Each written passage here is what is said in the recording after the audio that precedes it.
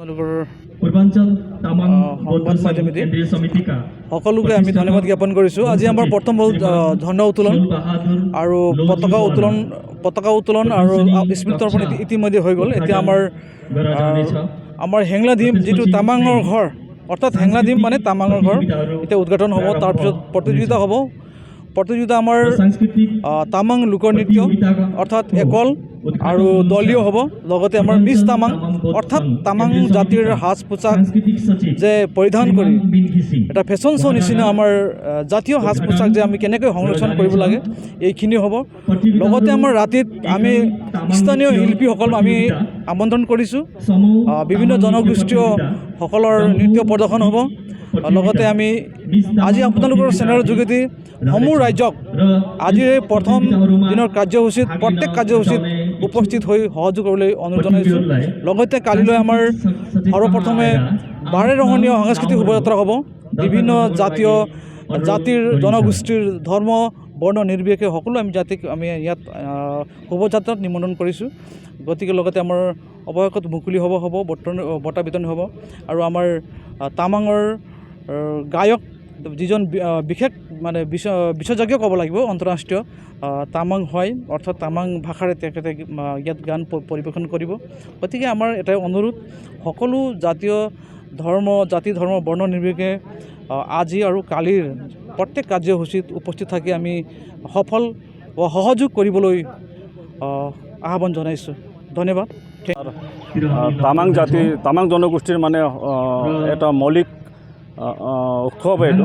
আমি প্ৰত্যেক বছৰে এই বস্তু মনাওঁ। যেনেকুৱা মানে নতুন বছৰ অহাৰ যিটো মানে অতিক্ৰম থাকে বা আজি ছাপ'জ আমি নিউ ইয়েৰ যেনেকৈ মনাওঁ আমি, এই ধৰণে আমি এই বস্তুটো মানে প্ৰত্যেক বছৰে আমাৰ মানে 12 মাহ 12 ল' বুলি কয় আমাৰ ভাষাত।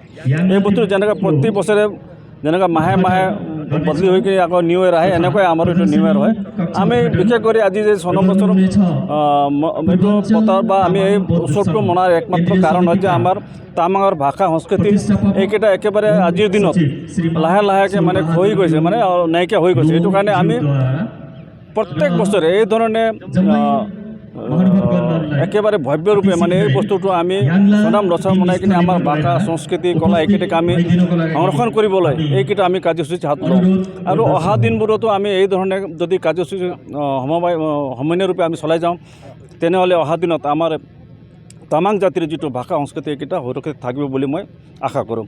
আৰু গোটেই যিমান আমাৰ অসমতে নহয়, গোটেই ভাৰতবৰ্ষত বসবাস কৰা আমাৰ অসমীয়া হওক, গোৰ্খাই হওক, প্ৰত্যেক জনগোষ্ঠীক আজিৰ এই পবিত্ৰ মঞ্চৰ পৰা মই আপোনালোকক এই চনম লচাৰ উৎসৱৰ উদযাপন সমিতি হৈ কিনে আপোনালোকক অশেষ শুভেচ্ছা তথা ধন্যবাদ জ্ঞাপন কৰিছোঁ। আৰু আশা কৰোঁ আজি ইয়াত প্ৰত্যেক অসমৰ চুকে কোণে থকা তামাং বা গোৰ্খা সমাজৰ বা আমাৰ অসমীয়া এই জাতি জনগোষ্ঠী মিলি কিনে এই সনম লচাৰটো আমি ভালকৈ আমি সফল কৰিব পাৰোঁ, এইটো মই আশা এটা ৰাখিছোঁ।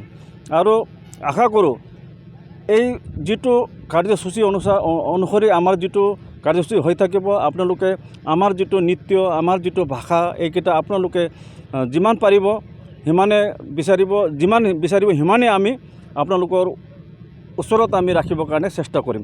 কিন্তু আপোনালোকক এটাই অনুৰোধ থাকিল, এই সময়ত কোনো ধৰণৰ মানে বিসংগতি নহওক বা কোনো ধৰণৰ ঘটনা নহওক বা এনে মানে কোনোবা দুষ্কৰ্মীয়ে কোনো বেয়া কাম নকৰক বুলি মই তেওঁলোককো মানে অনুৰোধ কৰোঁ। আৰু বিশেষকৈ একো নাই। আৰু চবকে সনম লচাৰ উপলক্ষে শুভেচ্ছা থাকিল। নমস্কাৰ, জয় হিন্দ।